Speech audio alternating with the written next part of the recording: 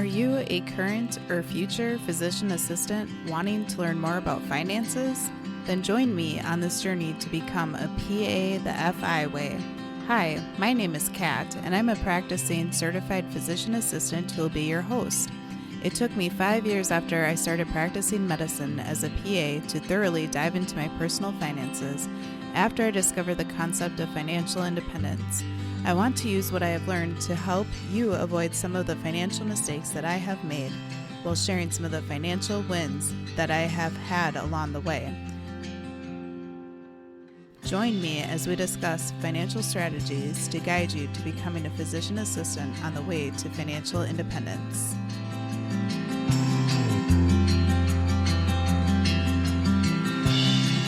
Welcome back, everyone, to the PA the FI Way podcast, your guide to becoming a PA on the way to financial independence. I'm your host, Kat, and I am so happy that you were able to join me again this week for today's episode.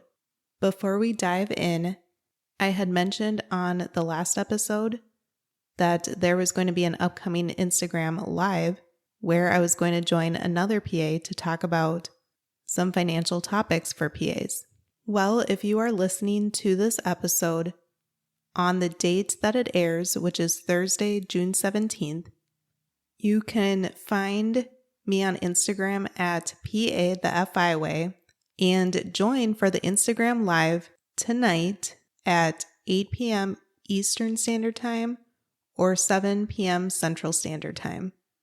And I'm excited to share that this Instagram Live will be my very first Instagram Live, but I will be joined by Kristen Burton, who is a PA, and she has her own company called Strive with Kristen.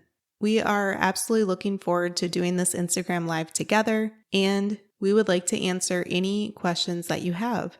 We are going to be particularly focusing on student loan questions for PAs, but we will also be talking about any type of money or financial questions that you have as a PA or a PA student or a future PA as well. So feel free to send us your question through Instagram, or you can also find me on Facebook in the private Facebook group for PA the FI Way. If you've been following along on the podcast or on my website, or on social media, you have noticed that I have remained pretty anonymous throughout this whole process, but obviously with doing an Instagram Live, that will come to an end. So I'm looking forward to meeting you and hoping that you're able to join us for that. On today's episode, I would like to discuss Social Security, and particularly how Social Security plays a role if you do decide to pursue financial independence and are considering the retire early part of FIRE. So let's first give a brief background about Social Security. The generally recognized term Social Security is actually the common term for a program called Old Age Survivors and Disability Insurance Program. So as the name of the program implies, not only is Social Security for those who are retired, as most people think of it as, but it can also provide benefits for those who have become disabled, or sometimes it can provide benefits for survivors, meaning some spouses and some children of workers that have passed away. The focus of today's episode, though, will be referring to Social Security in the traditional sense, meaning the Social Security for those who have retired. I'm not going to be touching on Social Security for disabled people or Social Security for survivors in this episode. Your eligibility for Social Security has to do with how much you have worked over time. In order for you to be eligible for any Social Security, you need to have earned at least 40 credits over your working years, which basically amounts to 10 years of full-time work. Currently, for every $1,470 you earn 1 credit up to a maximum of 4 credits per year. Now, as PAs, we really don't start making much of an income often until after grad school. So you might be thinking, oh man, I've only started earning my credits after I started working as a PA. But that probably isn't true, because the jobs that you had before PA school, including those jobs to gain patient care hours, and healthcare hours, or any other jobs that were reported income, very likely qualify to earn you some credits as you worked even before PA school. Or if you are one of the very few and ambitious PAs that actually could work during PA school. So once you have earned at least 40 credits, then you will be eligible for Social Security. But the amount of Social Security that you will get has to do with your earnings or income over the next several years. So the amount of Social Security that you get, or the Social Security benefit, is calculated from the average indexed monthly earnings, or AIME, which takes your highest 35 years that you have earned income throughout your working career and averages them out into a monthly earning. Your average indexed monthly earnings are inflation adjusted, meaning that throughout the next several years, the dollar amount that you will get will increase with time as inflation increases. So the next topic about Social Security that I would briefly like to review with you is the topic of bend points. So prior to me researching for this episode today, I honestly had never heard about Social Security bend points before. So you can take a look online because these types of things seem to have somewhat complicated calculations and detail about them, so I'm not going to go into the weeds about them. But essentially, bend points are different intervals of income along a graph as part of a calculation that show that the more money that you earn, you will receive more money from Social Security, typically. However, there are certain points that show that your returns actually diminish with your benefit amount. So there are different steps, if you will, that once you reach that amount of income, the amount that you will receive back in the future from Social Security is more, but it's not increasingly more, but more of a curved graph. And the reason for this is because Social Security was implemented to try to help replace more income of those who earn a lower wage than those who earn a higher wage.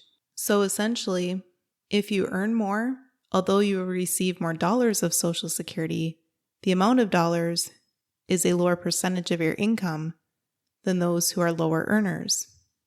As you near traditional retirement age, you actually do have somewhat of a choice as to when you start collecting on your Social Security benefits. Some will choose to collect early on their Social Security at age 62, but there can be a reduced benefit amount if you choose to do so. The full retirement age is 66 for people who were born from between 1943 to 1954, and that age increased gradually for those born between 1955 to 1960 up until the age of 67. So those who were born from the year 1960 or later, which is likely most of my listeners, your full retirement age would be age 67 for Social Security benefits. So if you choose not to start collecting early before age 67 and avoid a penalty or decrease in your monthly benefit, then you can start getting 100% of your Social Security benefit if you wait until your full retirement age of 67. However, if you choose to wait another few years until age 70, you can actually earn more than what you originally allotted at age 67 with those delayed retirement credits starting at age 70. For each year that you delay collecting on Social Security from age 67 to 70, you will get an 8% increase in your benefit amount, which will turn out to be 24% larger at age 70 than at age 67. So I hope that all of the listeners of this podcast reach financial independence well before their 60s. And if that is the case, and you don't absolutely need the money to survive in your 60s, it's very reasonable to try to delay collecting on your Social Security until age 70 because then you would have more for those checks. However, there may be some cases that collecting early at age 62 or collecting at full retirement age at 67 may be very appropriate for some. The first would be if you absolutely need that money at that point in your life. Or another thought could be if you are unfortunately in poor health at the time. But if you are financially doing well and you are healthy and are hoping for longevity and more years to come, then it might be very reasonable to delay collecting at that point. Now let's discuss whether or not you should even be worrying about Social Security. And the reason why I say that is because some people believe that Social Security won't even be around for them by the time that they reach traditional retirement age.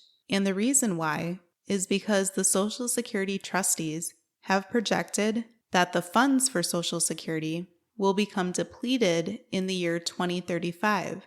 And that is because they think that there are so many retirees, but then there are fewer Americans entering the workforce.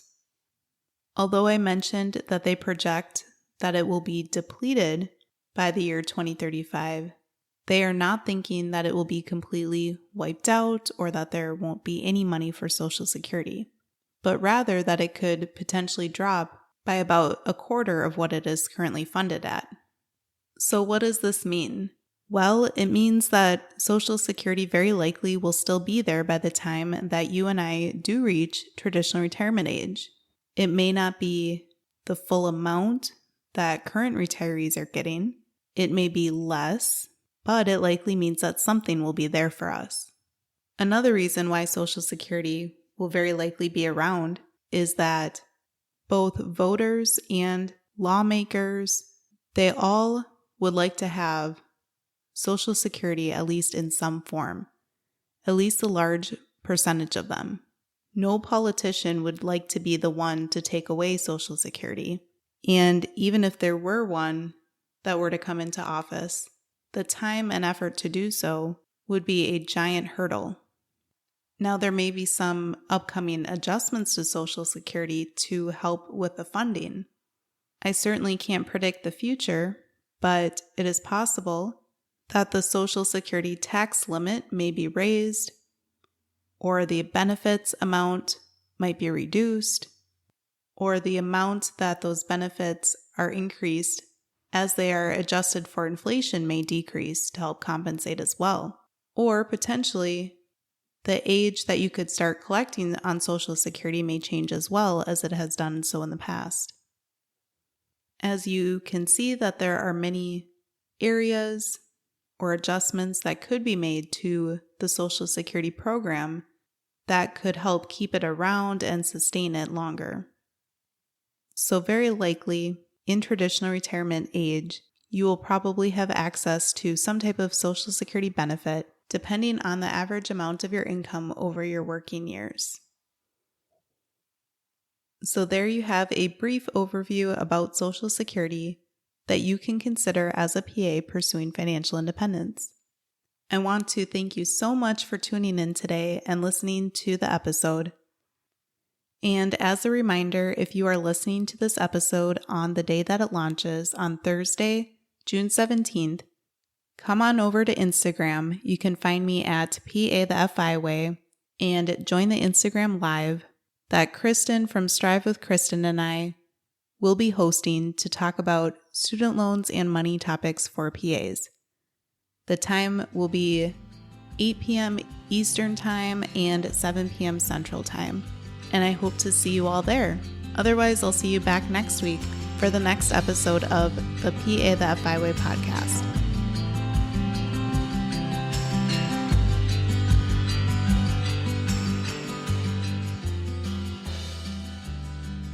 Thank you for tuning in, and I hope that you decide to continue to join me along this journey of becoming a PA the FI Way. Please take a moment to press the subscribe button on the platform that you are listening to this on, but more importantly, consider sharing with another current or future PA that could benefit from the information that we reviewed in this episode. Take care and have a great rest of your day. Until next time,